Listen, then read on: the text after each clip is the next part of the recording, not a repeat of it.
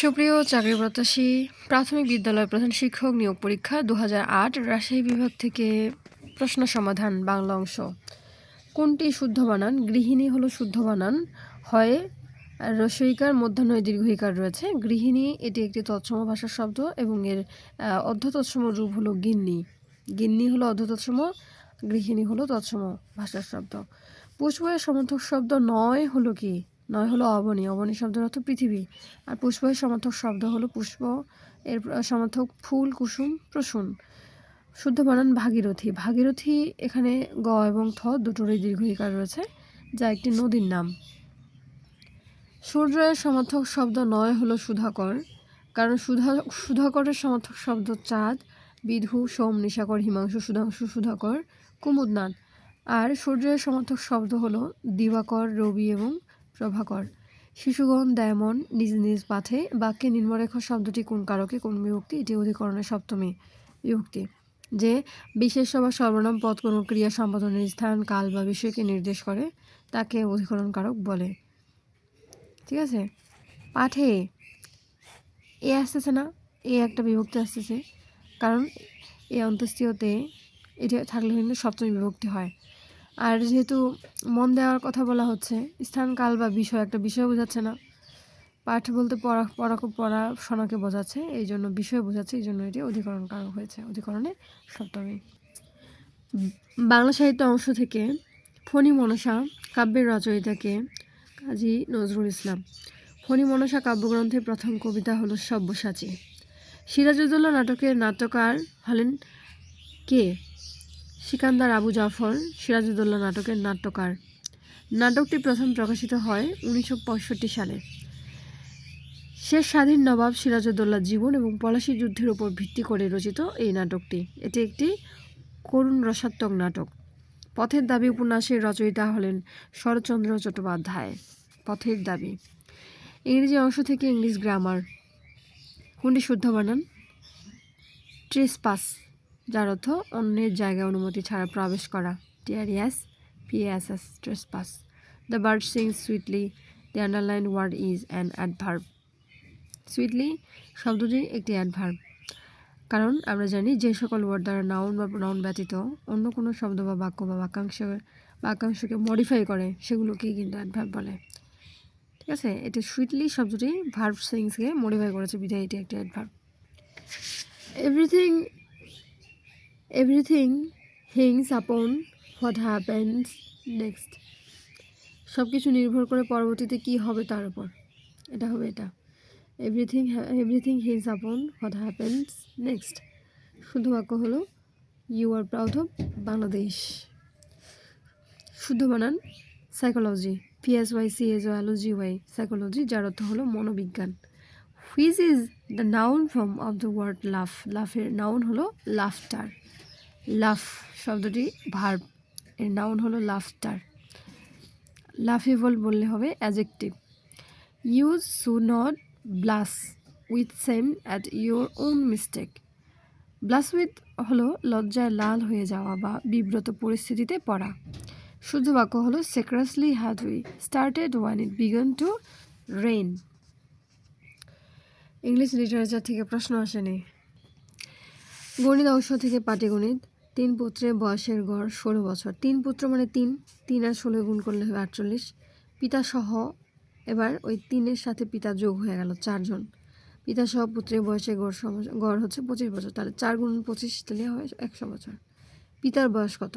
ঠিক আছে, এখন এই 100 থেকে 48 বিয়োগ দিলেই যা আসবে তাই উত্তর। 52 বছর উত্তর। 6 জন স্ত্রীলোক অথবা 8 জন বালক একটি কাজ 12 দিনে শেষ করতে পারে। 3 জন স্ত্রীলোক ও 12 জন বালক ওই কাজটি কত দিনে শেষ করতে পারবে? 6 দিনে। কিভাবে? 6 জন স্ত্রীলোকের কাজ 8 জন বালকের কাজ, তাহলে উপরে 8 নিচে 6, ঠিক আছে, 8 ভাগ 6।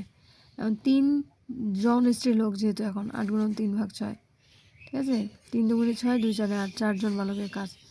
তাহলে 3 জন স্ত্রীলোক ও 12 জন বালকের কাজ সমান, এখানে 12 আর এখানে বের হলো 4 যোগ 12 বা 16 জন বালকের কাজ। তাহলে 8 জন বালক কাজটি করে 12 দিনে, একজন করে 12 গুণন 8, 16 জন করে 12 গুণন 8 ভাগ 16 সমান 6 দিনে, হলো উত্তর।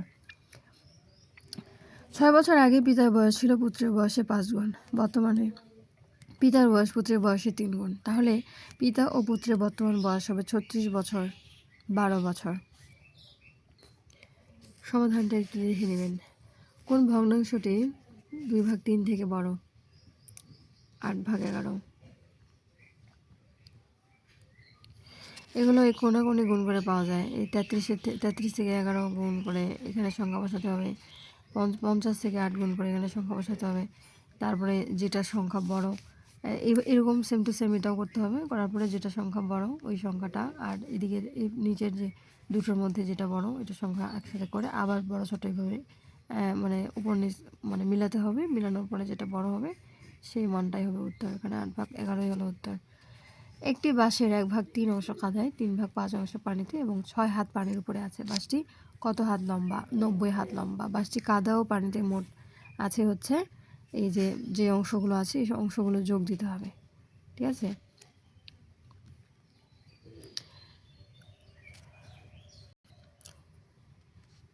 এটা মনে হচ্ছে না, এটা মনে কর এই যে গুণ করছে 3 3 9 হয়, 5 থেকে 5 হয়, 5 3 15 হয়, এমন করে নিচে নেওয়ার পরে যোগ করে নিচে নিচে 15 15 করে নিচে। তো যাই হোক উত্তর হচ্ছে 90 হাত। বীজগণিত অংশ থেকে 144, 81, 36 এর পরবর্তী সংখ্যাটি হচ্ছে 9। কারণ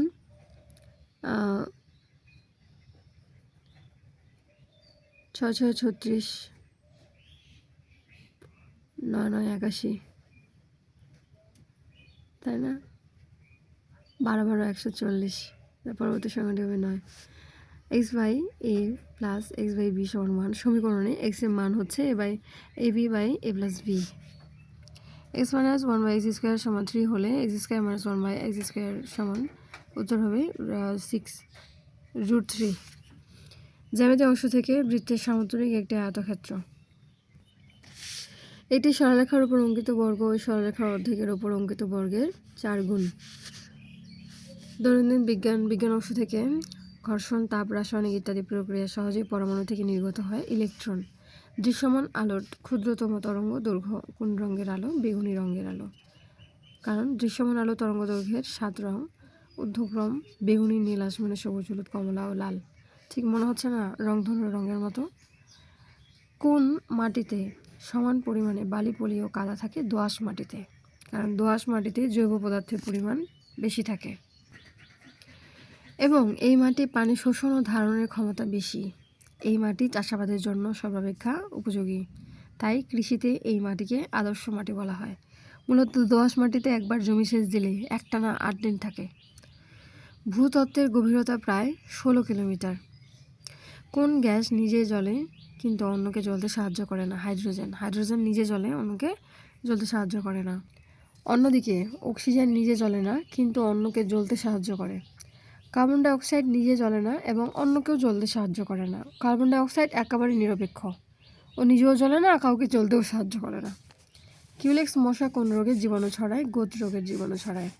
পৃথিবীর ঘূর্ণনের ফলে আমরা ছিটকে পড়ে যাই না, কারণ মাধ্যাকর্ষণ বলের জন্য। যে বলের কারণে পৃথিবীর সব কিছুকে নিজের দিকে টানে তাকে মাধ্যাকর্ষণ বল বলে। চাঁদ পৃথিবীর চারদিকে ঘুরছে। চাঁদ পৃথিবীর চারদিকে ঘুরছে। যে বায়ু সর্বদাই উচ্চচাপ অঞ্চল থেকে নিম্নচাপ অঞ্চলের দিকে প্রবাহিত হয় তাকে বলে নিয়ত বায়ু।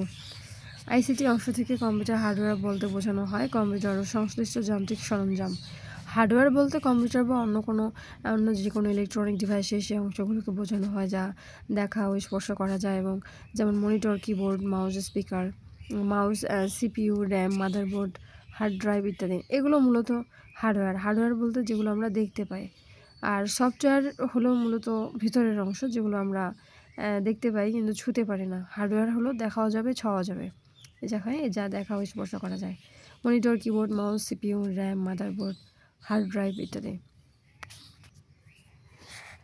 সাধারণ জ্ঞান বাংলাদেশ বিষয়াবলী অংশ থেকে অবিভক্ত বাংলার কোন নেতা কলকাতা কর্পোরেশনের মেয়র ছিলেন? শেরে বাংলা একে ফজলুল হক। ইউরোপ থেকে সমুদ্রপথে ভারতবর্ষে আসার পথ আবিষ্কৃত হয় 1487 সালে। ইউরোপীয় বণিকদের মধ্যে ভারতবর্ষে প্রথম বাণিজ্য করতে আসেন পর্তুগিজরা। এটা খুব প্রশ্নটা আসে পরীক্ষায়। আন্তর্জাতিক বিশ্ববিদ্যালয় অংশ থেকে কত সালে সার্ক গঠিত হয়? 1985 সালে সার্ক গঠিত হয়। 2005 সালে ফিফার বর্ষসেরা ফুটবলার হলেন রোনালদিনহো। পৃথিবীর নানা জাতি সৃষ্টির কারণ হলো ভৌগোলিক অবস্থান, জলবায়ু এবং পরিবেশগত অবস্থার কারণে মানুষ ভিন্ন ভিন্ন পরিবেশে অভিযোজিত হয়েছে, যার ফলে বিভিন্ন জাতিগোষ্ঠীর সৃষ্টি হয়েছে। Thanks for watching.